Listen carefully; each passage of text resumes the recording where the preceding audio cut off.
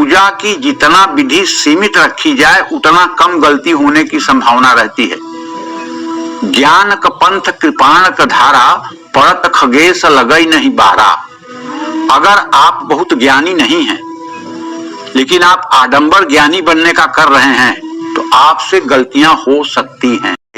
आपके पास, आप रहते हैं शहर में और आपके पास एक ही कमरा है किराए का, उसी में आपका बेडरूम है, उसी से अटैच आपका बाथरूम है, उसी में कोने में आप खाना भी बना लेते हैं। भला बताइए आप कैसे कलश स्थापना करेंगे, कैसे आप मतलब कि सारी चीजों की व्यवस्था करेंगे?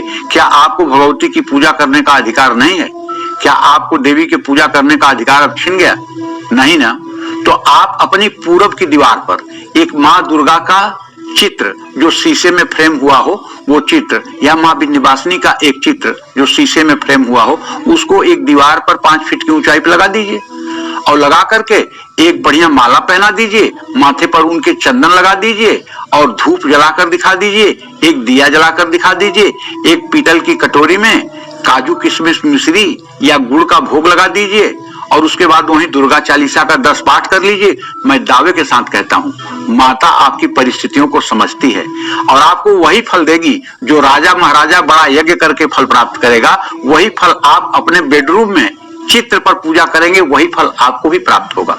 क्योंकि माँ जानती है कि मेरे बच्चे की हैसियत क्या है, माँ जानती है कि मेरा बच्चा किस योग्य है।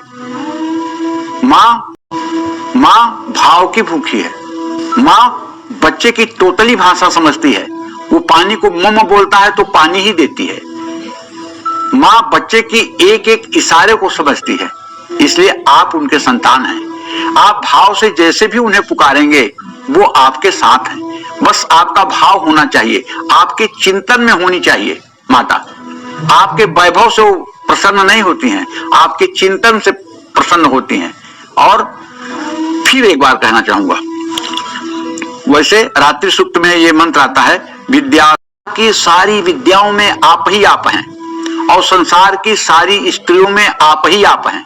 इसलिए नवरात्र में ही नहीं, सदैव समस्त स्त्रियों के अंदर, चाहे वो कोई भी हो, कुछ भी कर्म करती हो, कोई भी कार्य करती हो, आपको पता भी हो, तो भी आप उसके अंदर देवी रूप की ही भावना करेंगे।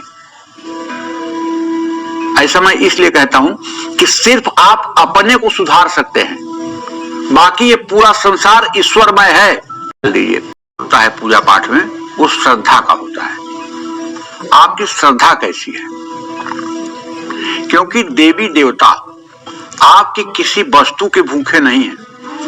अरे जो त्रिभुवन की राजलक्ष्मी है उसे तुम क्या दोगे? सोचो, जो त्रिभुवन की राजलक्ष्मी है, जो नाराज हो जाती है तो इंद्र के पसीने छूट जाते हैं, इंद्र भिखारी हो जाता है। जो नाराज हो जाती है तो श्री विष्णु परेशान हो जाते हैं। तो उसे आप क्या खिला दोगे, क्या पहना दोगे, क्या दे दोगे? नहीं, भाव ही विद्यते देव। आप अपना श्रद्धा सुमन, अपने हृदय का भाव उनके श्री चरणों में समर्पित करिए। ऐसे में एक पीतल की थाली में साबुत अक्षत बिछाएं, एक तांबे का लोटा लें, उस पर स्वास्तिक का चिन्ह बनाएं, ये अनाम की उंगली से बनाइए, उसके गले में रक्षा सूत्र बांध दें, तांबे के लोटे में जल भरें, 5 सुपारी डाल दें, लौंग डाल दें, इलायची डाल दें, थोड़ा सा चावल डाल दें, थोड़ा सा इत्र 2 बूंद डाल दें, दुर्वा डाल दें और माँ लक्ष्मी का प्रतीक स्वरूप एक सिक्का भी तांबे का लोटे में डाल दें। और तांबे के कलश में जल भरने से 20% शुभत्व की प्राप्ति होती है। तांबे के कलश में जल के साथ कोई पुष्प डालने से भी 40% फल मिलता है। तांबे के कलश में जल और फूल के साथ दुर्वा भी डालने से 50% फल मिलता है। तांबे के कलश में जल, फूल और दुर्वा के साथ अक्षत डालने से 60% फल मिलता है। तांबे के कलश में जल, फूल, दुर्वा और अक्षत के साथ सुपारी भी डालने से 90% फल मिलता है। और तांबे के कलश में जल, फूल, अक्षत और सुपारी के साथ सिक्के भी डालने से 100% लाभ मिलता है। तांबे के लोटे में गलती बहुत होती है, इसलिए पूजा की जितना विधि सीमित रखी जाए उतना कम गलती होने की संभावना रहती है। का पत्ता खूब बढ़िया से लगा करके उसके ऊपर एक मिट्टी के करवे में चावल भर करके और उसके ऊपर जैसे मैंने बताया ना कि नारियल को लेकर के और कलावा लपेट करके और उसका मुंह अपनी तरफ करके और स्थापित कर दीजिए। यही स्थापना की सबसे सुंदर और अच्छी विधि है। पर थोड़ा सा अक्षत, वही जो करवे में रखना है रखिएगा, नारियल स्थापित कर दीजिएगा, नारियल पर लाल कपड़ा या मतलब चुन्नी लपेट करके और उसका तिलक कर दीजिएगा। इस कलश में 9 दिनों तक माँ की शक्ति, वैसे तो वरुण देवता विराज रहेंगे, वरुण देवता का विराजमान का यह स्थान है। सर्वे समुद्रा जल स्थान जलदा नदा आयांतु मम यजमानस्य दुर्तः क्षय कारका। हर त्योहार में मंगल कलश की स्थापना करने की हमारे सनातन धर्म में परंपरा है। इस तरह से कलश स्थापना अगर आप करेंगे तो आपकी मनोकामना पूरी होगी। जय मां विंध्यवासिनी। स्थापना में मैंने पहले भी बताया, किसी खेत की मिट्टी लाइए, उसमें थोड़ी सी बालू मिला दीजिए, ठीक है, और उसमें सप्तधान्य आप बो दीजिए, सिर्फ जौ ही नहीं सप्तधान्य, और उस सप्तधान्य को आज ही पहले पानी में रख करके भिगो दीजिए और कल सुबह उसे छान करके फैला दीजिए। अगर आज ही उसे आप भिगो देंगे ना और कल उसे छान लेंगे और उसके बाद उसको बोएंगे तो वो जल्दी से अंकुरित होगा और जल्दी से विकास को प्राप्त होगा। और सूखा सूखा आप बोएंगे तो फिर वो आपकी जो नहीं जल्दी उगेगा।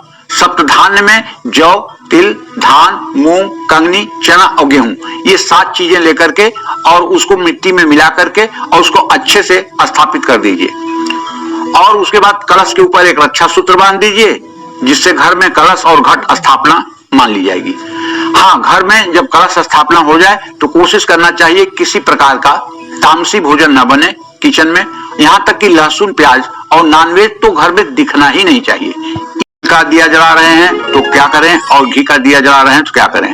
नियम तो यह है कि अगर आप स्थापना कर रहे हैं तो दोनों दिया जलाना पड़ेगा। तेल का दिया दाहिने हाथ में दक्षिण दिशा में और घी का दिया उसके उत्तर दिशा में, दोनों दिया जलाना चाहिए। तेल का भी जलाना चाहिए, घी का भी जलाना चाहिए।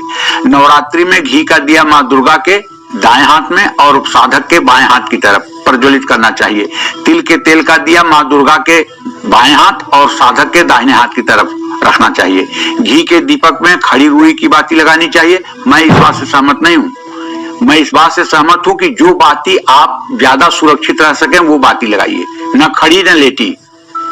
ये कहीं किसी शास्त्र में नहीं लिखा हुआ है कि खड़ी बाती लगाएंगे तो आपको मोक्ष हो जाएगा और आड़ी बाती लगाएंगे तो आप नरक चले जाएंगे। सब बातें बकवास की हैं और इन अंधविश्वासों में न पड़िए। जो बाती आपको बनानी आती हो, जिस बाती को आप सुरक्षा पूर्वक चला सकते हो, वही आप लगाइए। तिल के तेल के दिए में कलावे वाली बत्ती लिटा करके जला दीजिए। घी का दिया पूजा पाठ करने के लिए जरूरी है। तिल के तेल का दीपक किसी मनोकामना के लिए जलाया जाता है। घर में दीपक जलाने से मकान का अग्निकोण मजबूत होता है और घर से नेगेटिविटी दूर होती है।